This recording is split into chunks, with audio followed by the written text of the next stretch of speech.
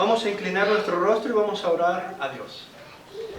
Señor, te damos gracias por esta mañana que tú nos concedes estar aquí presentes como una familia espiritual, con este fin de ser educados, instruidos en tus verdades.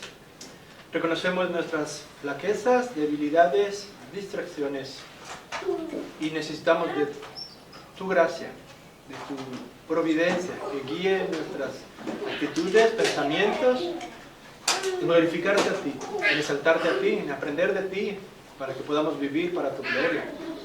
Señor, sabemos que la obra de tu Espíritu Santo es fundamental, es esencial en nuestras vidas.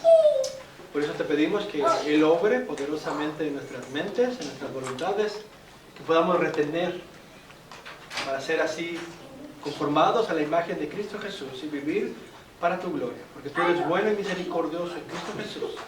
Amén. Bueno, tomen asiento, los jóvenes pueden pasar a su taller y nosotros nos quedamos aquí. A favor de ir conmigo a Mateo capítulo 21, vamos a leer del verso 28 al 32. Mateo capítulo 21, verso 28 al 32. Estas semanas hemos comenzado este taller de formación como iglesia local, enfatizando nuestro deber, nuestra función, nuestra identidad, nuestra ocupación como iglesia local. Cuando hablamos de iglesia local, hablamos cuál debe ser nuestra identidad y nuestro ministerio como iglesia. Típico que se da, y lo conozco por pastores amigos, es: el pastor ahí no me ha escogido para ocuparme algo ahí. Entonces muchas veces creemos que nuestro ministerio o nuestra identidad como iglesia se debe en las actividades que hacemos dentro de esta habitación, o con los jóvenes, o con los niños, o delante de un púlpito. Consideramos que es ahí donde yo desarrollo mi ministerio. Pero obviamente creo que como iglesia reformada que somos, sabemos que nuestro ministerio no es necesariamente, se puede manifestar ahí, pero no necesariamente es a eso a lo que nos referimos, sino más bien como individuos, como personas, como parejas, matrimonios que somos, como padres que somos, como hijos que somos, como trabajadores, profesionales, empresarios, cualquier habilidad o esfera de la vida en la cual nosotros nos desarrollamos, estamos llamados a funcionar bajo los principios de la fe cristiana, poniendo en autoridad a Jesucristo sobre nuestras vidas y siendo guiados constantemente a través de la renovación de nuestros pensamientos en la palabra de Dios, esos principios en todos esos aspectos.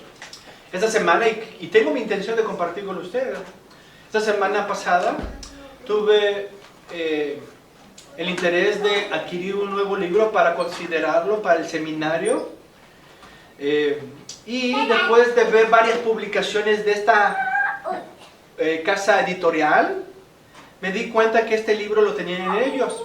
Entonces por interno me comuniqué con ellos y les dije: estoy interesado, hermanos, y luego voy a comunicar con ustedes la comunicación que tuve con ellos, pero estamos interesados en comprar este libro. Si hacemos la compra de más de $100, porque ese era un tipo de promoción que ellos tenían, si hacemos la compra de más de $100, ¿cuántos libros podemos adquirir y a qué precio cada uno? Entonces dijo: bueno, nosotros solamente damos si es una librería o un seminario. Ah, bueno, dije, pues somos un seminario. Entonces dije, le mandé los datos del seminario y le dije: somos un seminario en el cual estamos en desarrollo y estamos buscando algún libro extra de interés para entrar en un curso. Entonces, ¿a qué precio nos lo dejan? No les miento, pasaron sábado, domingo, lunes, martes. Sus respuestas eran ambiguas, no eran concisas, no eran una lista de precios. Entonces yo estaba como escarbando: dime el precio, chico, dime el precio. Entonces, después, ya para hacerlo breve, después de 4 o 5 días, me dice: bueno, si nos compran, dice, tenemos descuentos mayores si son librerías y seminarios, pero el libro vale $30. Entonces yo dije, ok, estamos interesados, somos un seminario, estamos interesados en comprar unos 10 libros. ¿Qué precio nos los dejaría ya con envío? Cada uno. Y entonces me responde y me dice, $25 cada envío. Digo, $25 cada libro. Serían $250 por los 10 libros. Entonces, antes de abordar, dice, te los dejo a 25 cada libro. Esa frase, te los dejo, dije, bueno, déjeme ofrecerle otra propuesta. Y dije, te compramos 10 libros por $20, es el 33%, quedamos felices y estamos dispuestos a seguir comprando siguientes materiales que ustedes tengan. Hermano, esto no es una subasta. Y yo dije, perdón. Dice, perdón, solamente estoy buscando ajustar precios y cantidades. Dice, no sea ridículo. Yo dije, ¿con quién estoy tratando? Esto no es una subasta, pero ojo, se los dejo. Bueno, pues, si me los dejas, me estás dando un campo de negociar. Yo quiero los 10 libros por $20. De esa manera obtengo un 33, no un 50. Yo sé que un 50 implicaría una compra mayor, pero con 10 libros, $200, 200 más el envío, podríamos ver aquí. Pero al final, esa frase de, hermano, esto no es una subasta. Y le digo, bueno, disculpe por ofender, pero estoy tratando de fijar precios y cantidades. Dice, no sea ridículo, aquí nadie se siente ofendido o algo así. Entonces yo dije, pues, ¿qué tipo de pensamiento? Entonces al final le dije, mira, yo buscaba una cantidad de precios, buscaba una cantidad de libros, buscaba esto, estoy tratando de hace 4 días tratar de obtener esto. Al final lo que necesitan ustedes son cursos de administración, de tacto con el cliente y servicio al cliente. No tienen tacto. ¿Por qué? Porque si hubiese dado desde inicio un archivo, un PDF file, con la lista de precios, yo ya del sábado hubiese tenido ¿qué? Pues la lista de precios por la cantidad. Si compras de 6 libros a 10 libros, tal precio. Si compras de 10 a 25 libros, tal precio. Y si compras de 30 libros a 50 libros, tal precio. Yo hubiera quedado satisfecho y hubiera dicho, bueno, estamos en este rango, ya sabemos qué cantidad vamos a pagar. Un tacto con el cliente hubiera sido satisfactorio y no hubiéramos entrado en este tipo de conversación. Pero bueno, luego lo voy a compartir con ustedes para que vean y juzguen cómo debemos de comportarnos. Porque si somos una casa editorial cristiana que producimos libros y llamar ridículo al cliente, ¿qué tipo de visión tengo yo de mi entorno?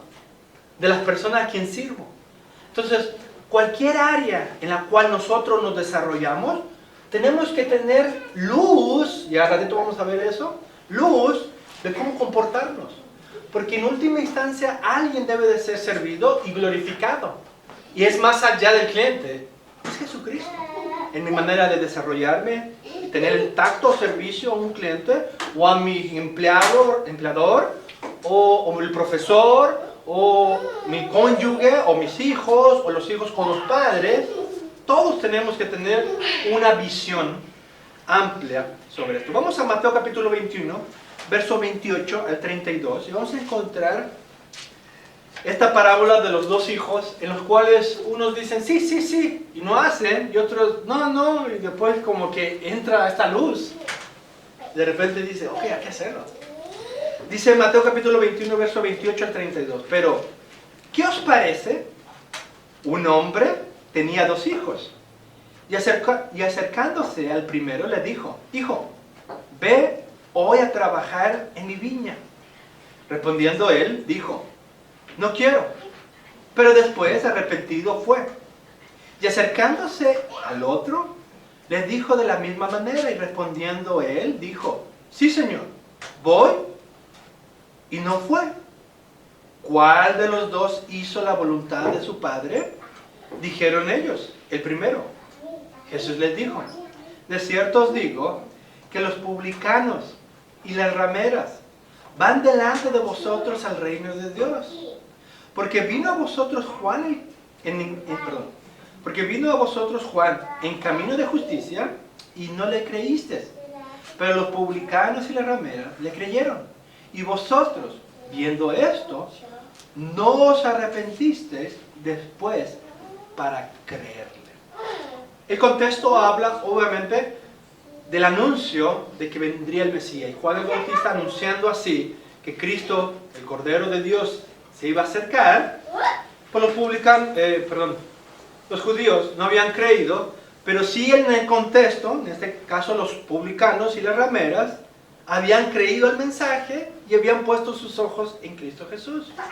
En nuestro contexto como iglesia local, bajo el señorío de Cristo, debemos de entender lo mismo.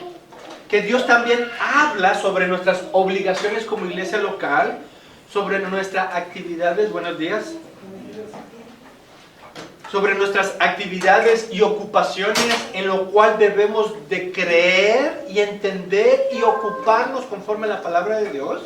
Aquí vemos un contraste entre aquellos que dicen, respondiendo, por ejemplo, el verso 29, respondiendo él dijo, no quiero, pero después arrepentido fue.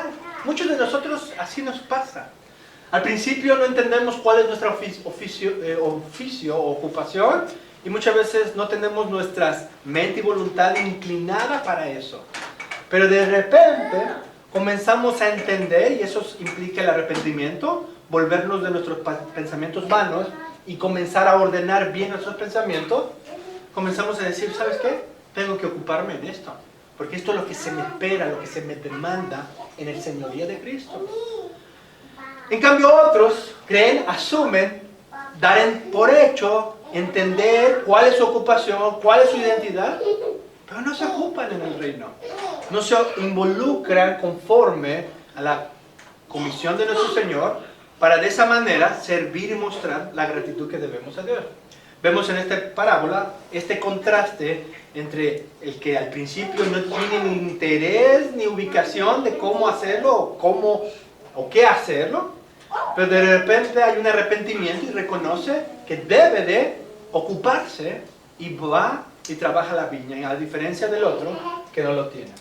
En esta primera serie que vamos a estar abordando la iglesia local y el señorío de Cristo, vamos a ver cuáles son esos focos en nuestra cosmovisión. La palabra cosmovisión es obviamente una visión del cosmos, de todo el universo.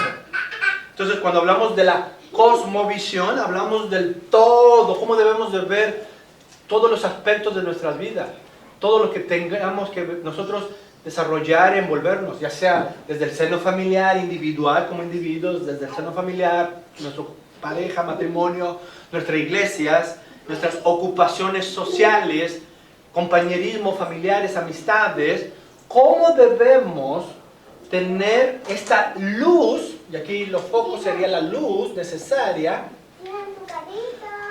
para entender y con un corazón arrepentido, ocuparnos bajo el señorío de Cristo en el ministerio que Dios nos llama a hacer. Entonces, hoy vamos a abordar solamente dos de estos aspectos que deben de ser nuestros focos que alumbren nuestro entendimiento, y posteriormente estaremos viendo los demás. Y este dibujito lo hizo, no sé qué creo de mí, lo hizo muy bonito y me gustó y lo dejé ahí. Porque sí, ¿qué hubo, hermanos? ¿Están encendidos? ¿Iluminados? Entonces, hoy vamos a abordar los primeros dos, pero en realidad, esto es un pequeño resumen de esos focos que alumbran nuestra cosmovisión. En este caso sería Dios, su revelación, la creación. La creación no es autónoma de Dios, le pertenece a Él. Por más que su condición sea caída, tenemos que reconocer que en última instancia le pertenece al Señor. Y eso es importante, porque muchas veces en las teologías actuales de escapismo, muchas veces la creación es como perdición y es una espalda que le damos a la creación en sí. Y entonces nos enfocamos solamente en nuestras vidas espirituales porque la creación es mala. Pero en última instancia, aunque esté en una condición, y que estaremos viendo más adelante, en qué condición debemos ver la creación de Dios, al final le pertenece a Dios. Y por lo tanto, si es su viña, y Él nos manda a ocuparnos en muchos aspectos en la viña del Señor, pues le pertenece al Señor. Por lo tanto, tenemos que ver también, no solamente en ese foco, esa luz que alumbren nuestra cosmovisión? Dios, revelación, su creación, su providencia. Lo dije anteriormente, la creación no es autónoma de Dios, no opera por sí mismo. Hay ciertos filósofos que han dicho, incluso que profesan ser cristianos, que han dicho que Dios creó y que luego Dios como abandonó su creación. Es como darle energía, la creó, dio la energía y luego la dejó que funcionase por sí misma. La creación no es así. Dios está, lo hemos estudiado nosotros el sábado en el seminario, Dios trasciende a su creación, es decir, no es parte de la creación, Dios es el creador, su creación, pero Dios está presente en todo instante, en todo momento en su creación. Dios es inmanente, está presente. Por lo tanto, Él sustenta, gobierna, dirige toda su creación. No hay independencia de Dios, de la creación. Es que la creación opera por sí mismo independientemente de Dios. Como bien nos dice nuestro catecismo sobre la providencia divina, todo lo que ocurre, todo lo que acontece, está según en el consejo sabio de nuestro buen Dios, llevando juicios, trayendo así bendiciones a su creación.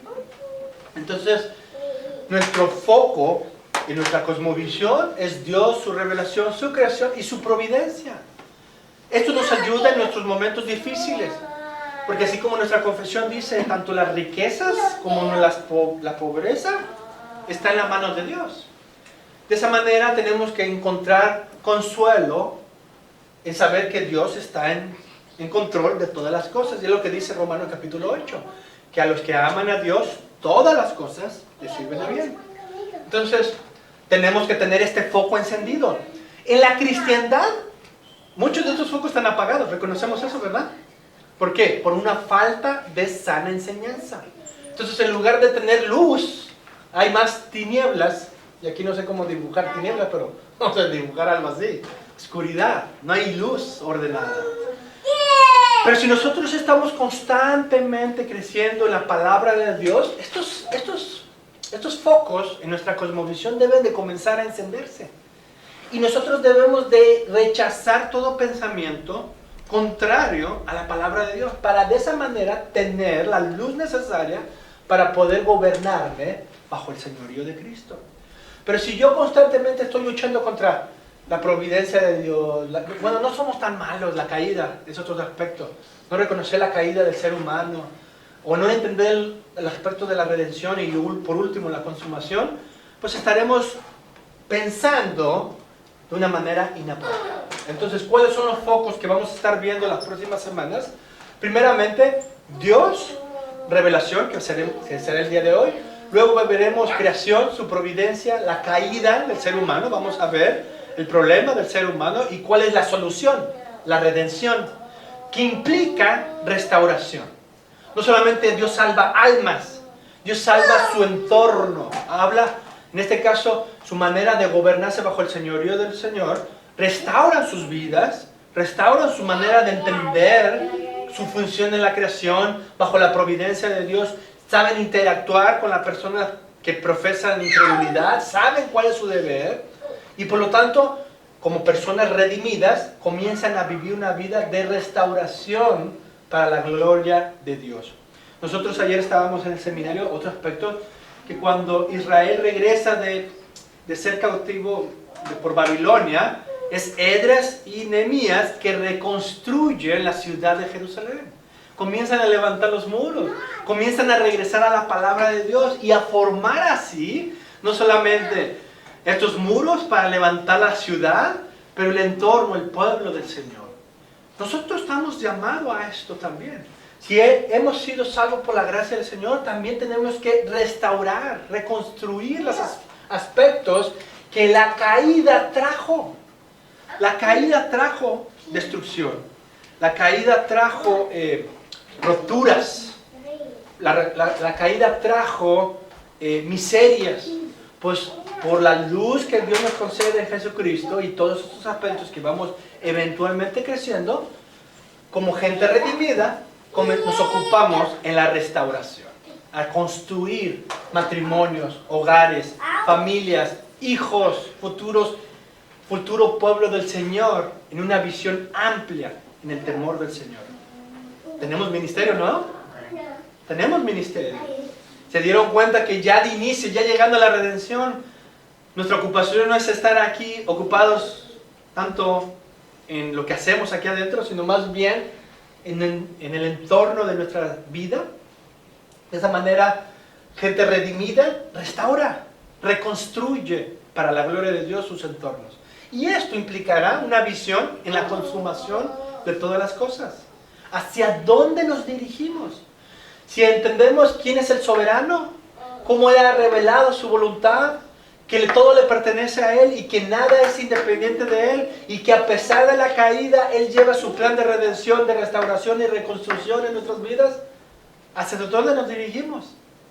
Hacia el encuentro de nuestro Señor Jesucristo en su segunda venida, en la cual nos encontraremos ocupados, llevando a cabo los frutos que se esperan de un pueblo redimido. Acompáñenme otra vez a Mateo capítulo 21.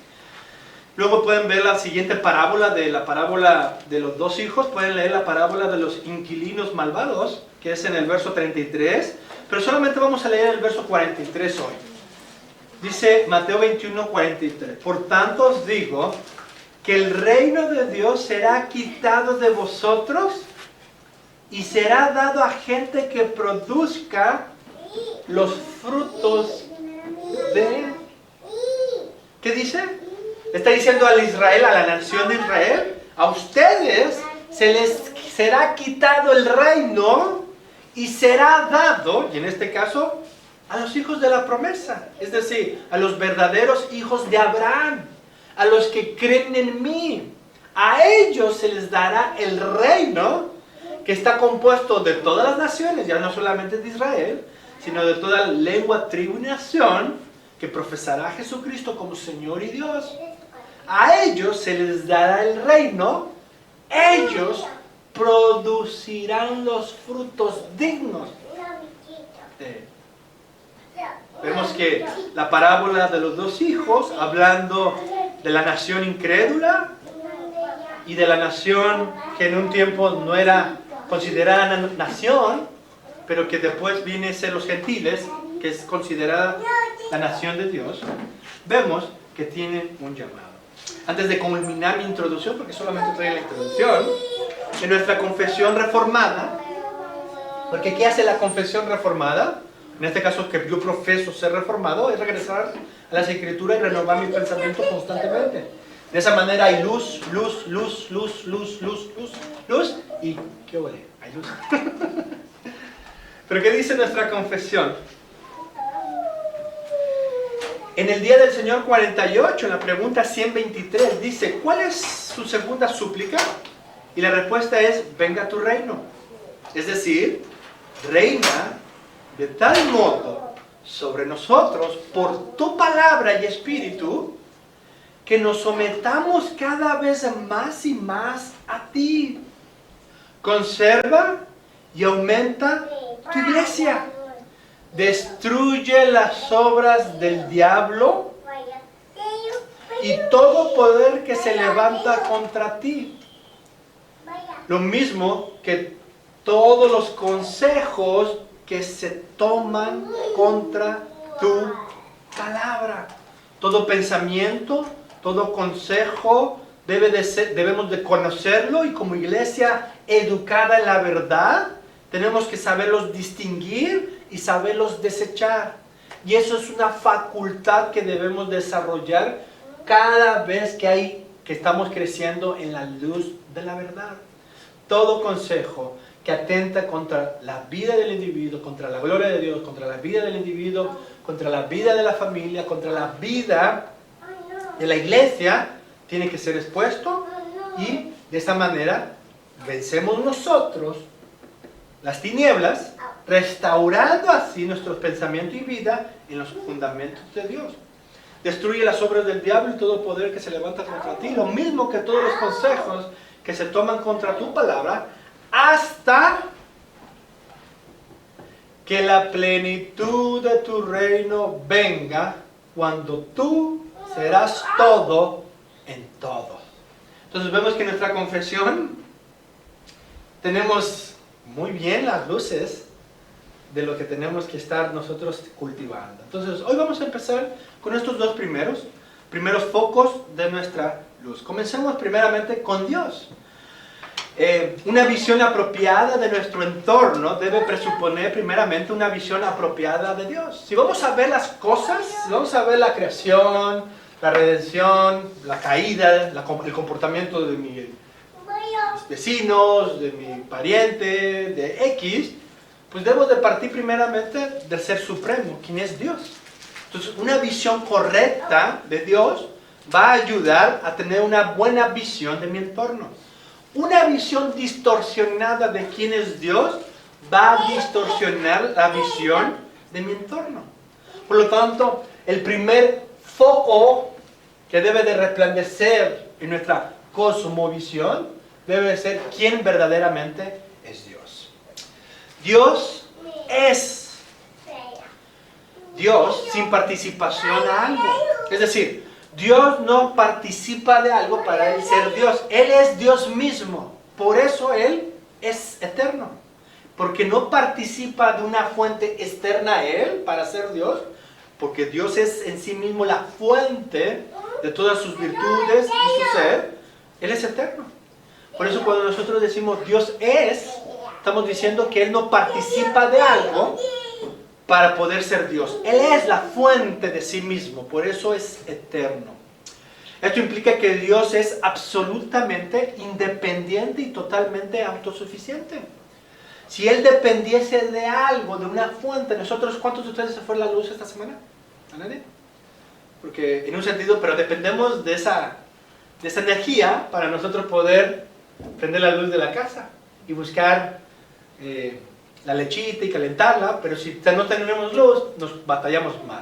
Tenemos una fuente, dependemos de una fuente para tener acceso a la luz. Dios no tiene ninguna fuente en la cual Él se nutre para poder ser Dios. Dios es en sí mismo autosuficiente, por lo cual Él es la fuente en sí mismo. Por lo tanto, comenzar con Dios, quien Él es, y Él es absoluto en sí mismo, independiente en sí mismo, totalmente suficiente en sí mismo, nos hace ver con claridad que Él no necesita de su creación ni de sus criaturas para ser Dios. Él es en sí Dios. Y por lo tanto, Él se glorifica y se manifiesta como el gran Dios que Él es. Veamos, por ejemplo, su independencia. ¿Alguien me ayude con Éxodo capítulo 3, verso 14? ¿Quién me dice yo? Levante la mano rápido. Éxodo 3, 14. Gerardo. ¿Alguien me puede ayudar con Juan capítulo 5, verso 26? Venga. Allá, aquí. Seili. Juan 5, 26. ¿Alguien me puede ayudar con Hechos 17, 25? Hechos 17, 25. Acá. Y por último, ver, Isaías capítulo 40, verso 20 al 25. Vamos a ver qué dice la Escritura y cómo Dios se da a conocer en sí mismo, que Él es independiente de su creación y de sus criaturas. En la cristiandad hoy en día presentan a un Dios dependiente de las criaturas. Muchas veces dicen, Dios nos creó porque Él se sentía solo. Él busca comunión con el hombre porque se siente solo. Es un Dios necesitado, no es autosuficiente. Él busca por diferentes vías o métodos tener acercamiento con su creación.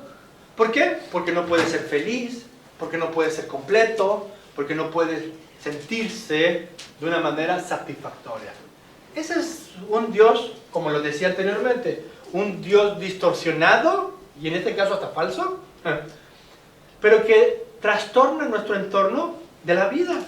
Si yo parto mal de quién es Dios, todo lo demás tendrá distorsión en nuestra visión. En lugar de tener una cosmovisión llena de luz, tendremos una cosmovisión llena de tinieblas. Entonces, comencemos con los textos que hablan sobre la independencia de Dios. Éxodo capítulo 3, verso 14. Y respondió Dios a Moisés, yo soy el que soy, y dijo, así dirás a los hijos de Israel, yo soy, me envió a vosotros. Esa declaración de yo soy es diciendo yo soy quien soy. No necesito a nadie. De ahí otros textos y otros profetas hablaban de que no hay Dios fuera de mí. Dios es en sí mismo la fuente de sus virtudes. Él no necesita, y cualquier acto de su voluntad para su creación es un acto soberano. En este caso, cumplir sus promesas de salvar a su pueblo de Egipto.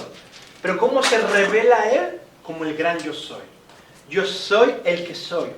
Juan capítulo 5, verso 26. Porque como el Padre tiene vida en sí mismo, así también ha dado al Hijo a tener vida en sí mismo. El Padre goza en sí mismo y el Hijo hecho hombre también goza la vida que tiene con el Padre. Por lo tanto, Él goza en sí mismo esta vida, esta plenitud, esta autosuficiencia de ser Dios. Hechos capítulo 17, verso 25. Ni es el honrando por las manos del hombre como si necesitase de algo, pues Él es quien da de toda la vida y aliento en todas las cosas. Debemos como creación y criaturas honrar y adorar a nuestro Dios. Pero Él no necesita de eso. Muchas veces se acusa como, sí, como todo es para la gloria de Dios. Él no necesita tu adoración. Tú debes, eso es tu responsabilidad. Pero Dios es en sí mismo suficiente. Él no necesita de nuestra adoración. Y por lo tanto, incluso cuando el hombre piensa que es a través de mi adoración Dios va a hacerse más feliz, hay una postura que se ha filtrado en el cristianismo que se conoce como hedonismo. ¿Hedonismo? ¿Lo pronuncio bien? ¿Sí? ¿Sí? Se conoce como la felicidad. ¿Cuál sería la felicidad suprema del ser humano? Entonces el hedonismo cristiano señala que es Dios mismo.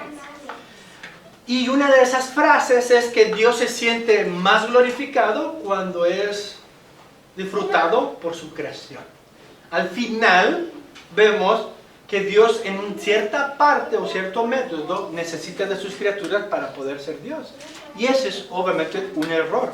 Vemos en Hechos 17:25 que aunque es nuestro deber, Dios es autosuficiente y Él es independiente de su creación en sí. Isaías capítulo 40, verso 25. ¿A qué, pues, me haréis semejante o me compararéis? Dice el Santo. Levantad en alto vuestros ojos y mirad quién creó estas cosas.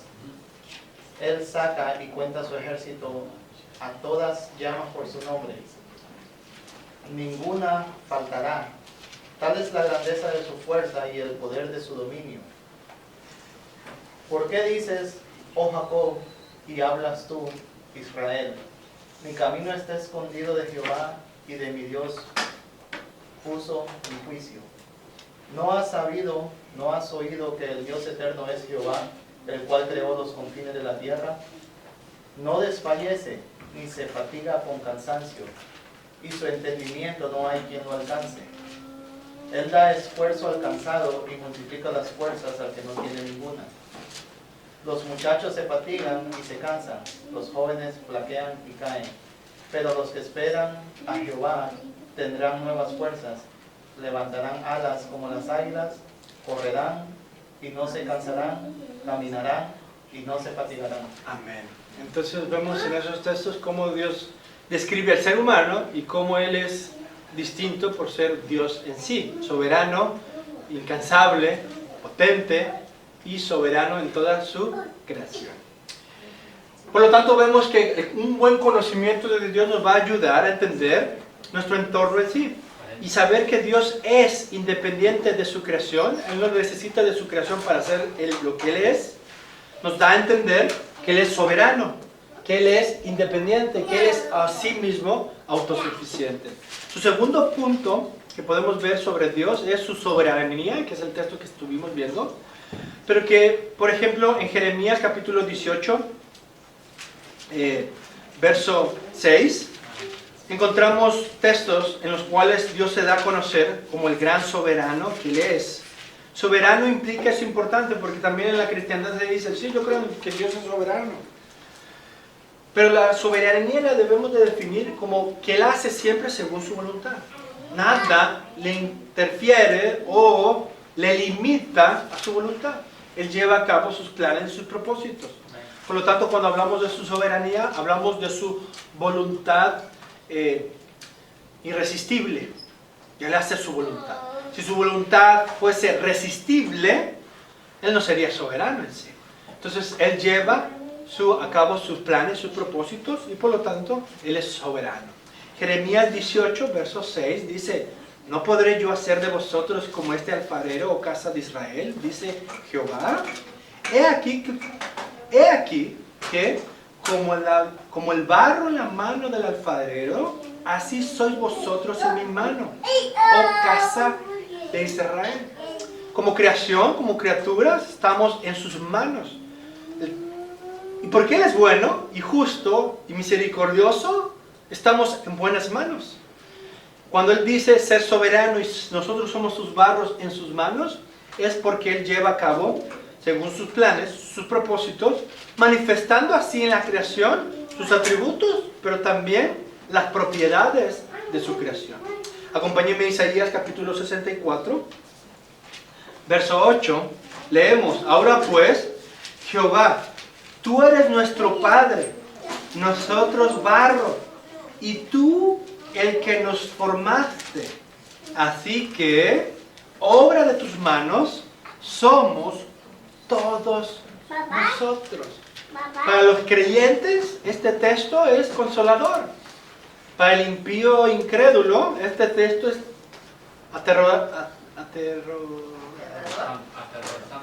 aterrorizante. Amén. ¿Por qué? Porque nosotros dependemos de su soberanía y del gobierno de Dios. Él es autosuficiente. Que Él diga ser el alfarero, el que forma y expone quiénes somos, es porque Él es soberano. En cambio, nosotros debemos reconocer que nosotros no vivimos independientemente de sus planes, de sus manos, de su providencia, de su guianza, que sería otro aspecto aquí también, su providencia. Obviamente lleva el contexto de somos creación, criaturas de Dios, pero hoy solamente enfocándonos sobre Dios. Dios es independiente y soberano. Mateo capítulo 20, verso 15, leemos lo siguiente: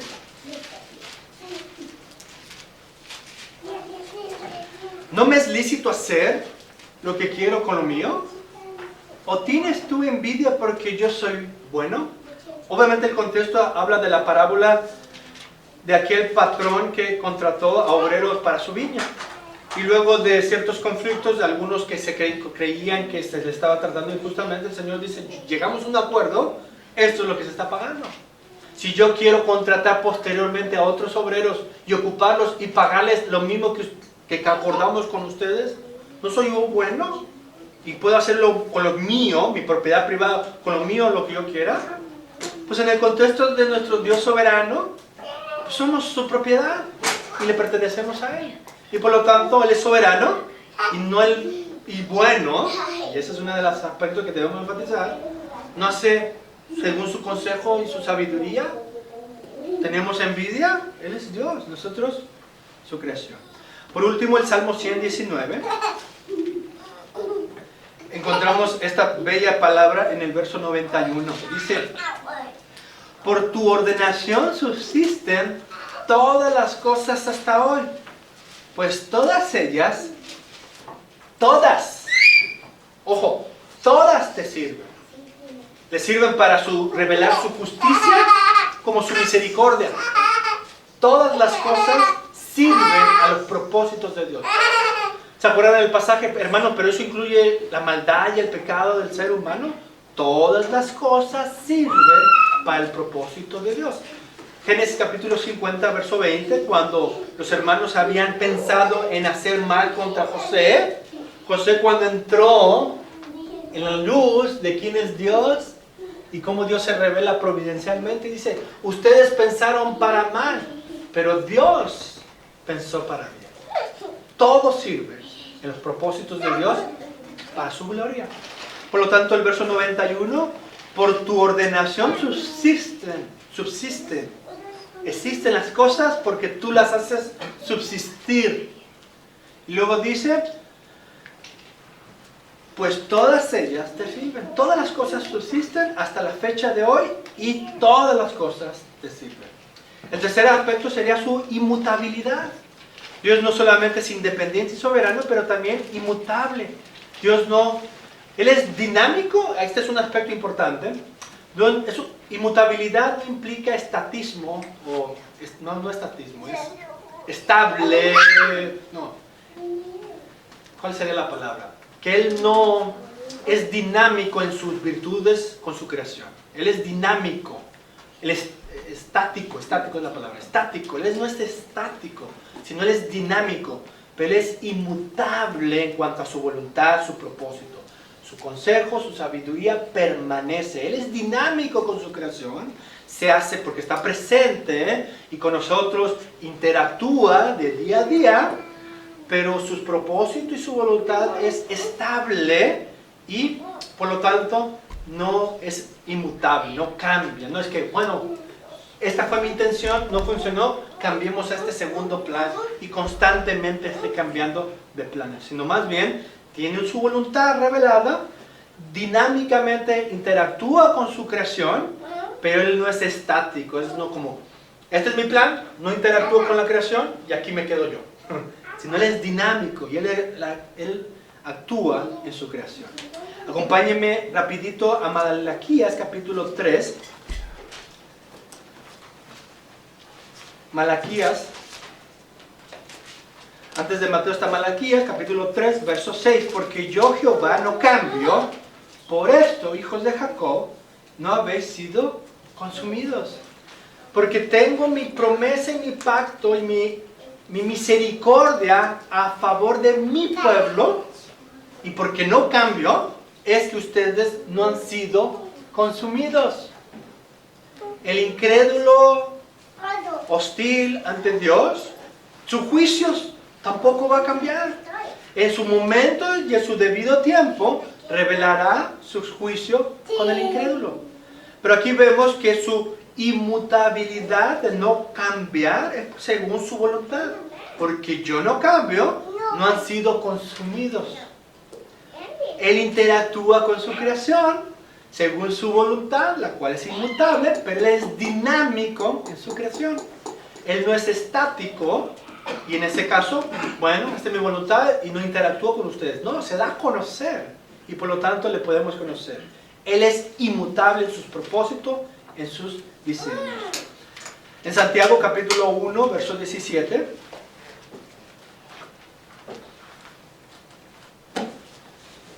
Santiago capítulo 1, verso 17.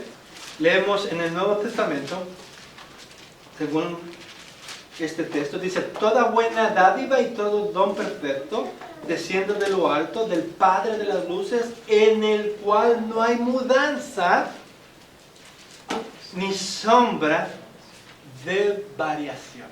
No se muda, se permanece en sus propósitos. Él es dinámico porque interactúa con su creación, pero no hay mudanza según su voluntad. Sus planes, su propósito sigue. Y eso es importante, porque el Dios que se revela en su creación y gobierna providencialmente, a pesar de la caída, trayendo redención, va a llevar todo según su plan perfecto. ¿Se dan cuenta del orden? De esa manera tenemos una cosmovisión muy amplia del que el Dios inmutable, soberano, lleva a cabo sus planes para consumación de todas las cosas. Pensaba yo abordar los dos puntos, pero hoy nos vamos a quedar solamente con Dios. Vamos a leer un texto más que es Números capítulo 23. Y las próximas semanas vamos a ver la importancia de la revelación de Dios como iglesia local y en el señorío de Cristo. De esa manera entender nuestra ocupación en nuestras vidas diarias y encontrar no solamente nuestra identidad, sino nuestro ministerio en nuestra vida diaria. Pero antes de eso, cerremos con este aspecto de Dios en Números 23, verso 19. Dios no es hombre.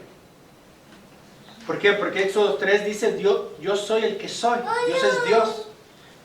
Entonces, número 23, 19, Dios no es hombre para que mienta. El hombre miente. El hombre cambia de pensamientos y de actitudes y muestra su pecado. Dios es bueno, Él es Dios, Él no cambia.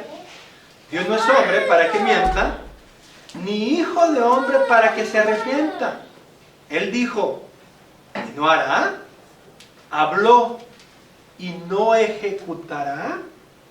Vemos su inmutabilidad, porque Él habló y dio a conocer su plan, Él lo llevará a cabo. Y eso es importante para cuando lleguemos a la consumación. Vamos a ver cuáles son esos planes redentivos, restauradores en su creación en Cristo Jesús. Amén.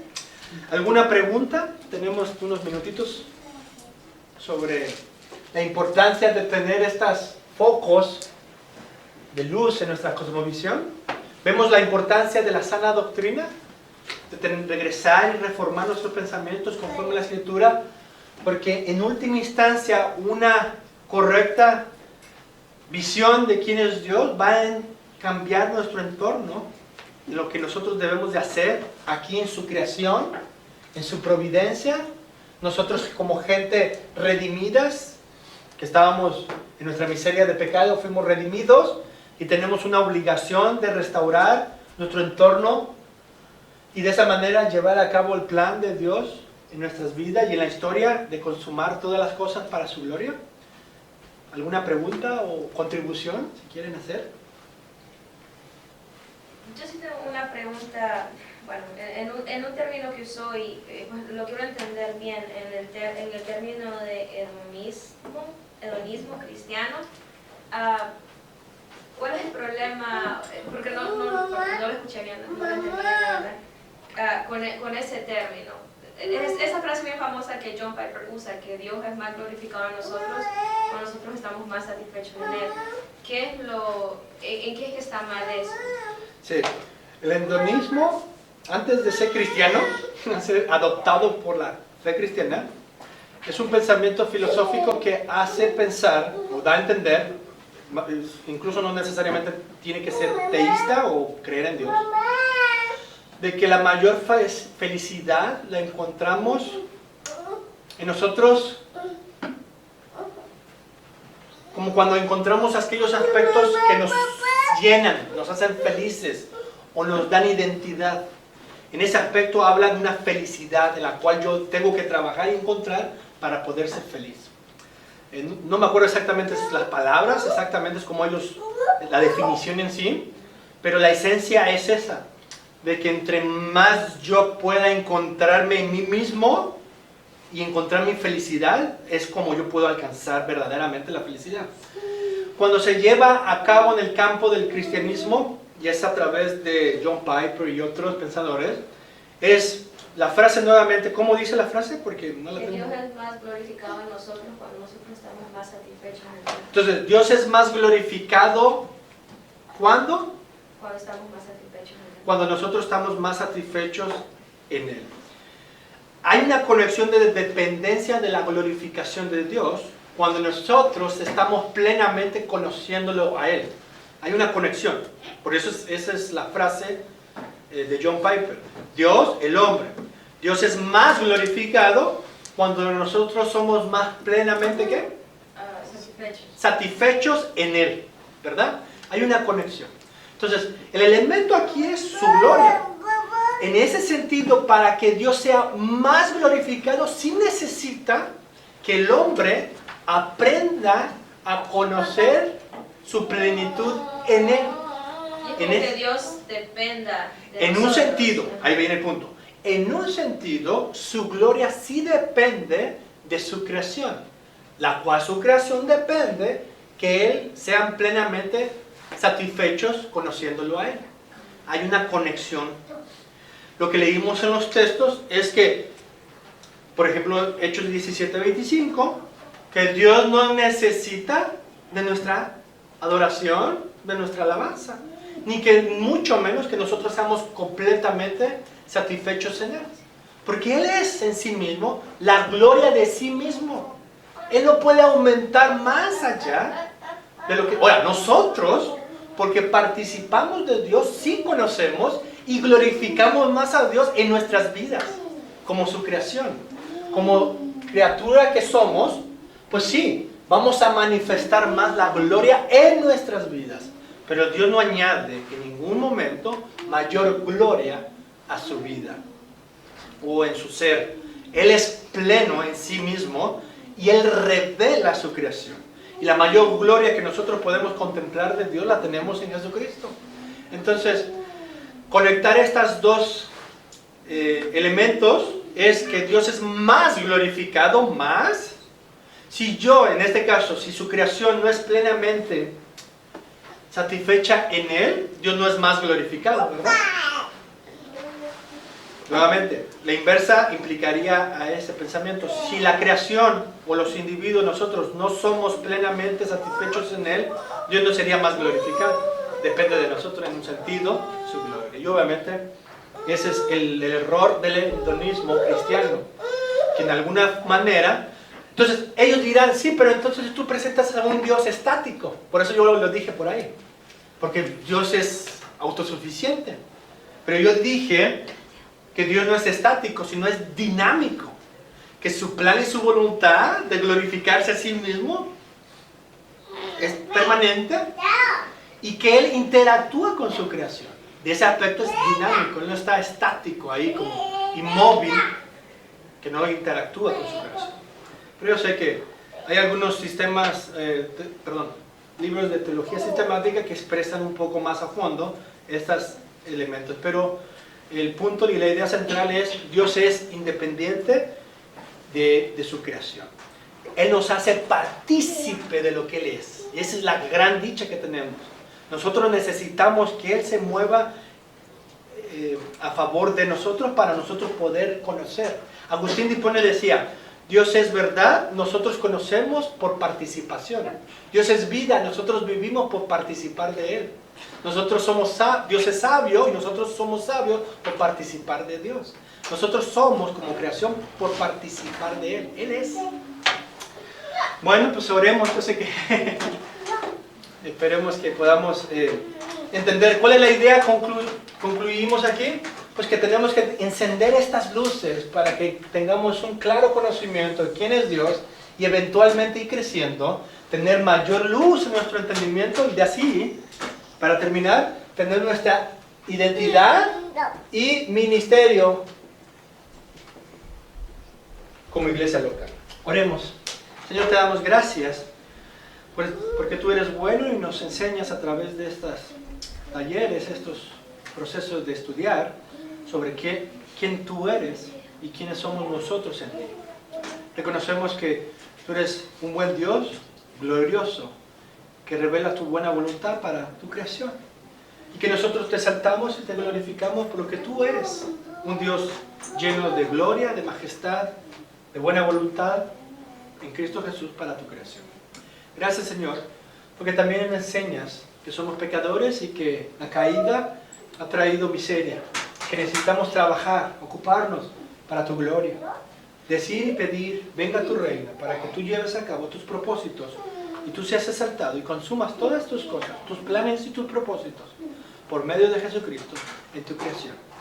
Gracias, Señor, por todo. En el nombre de Jesús. Amén.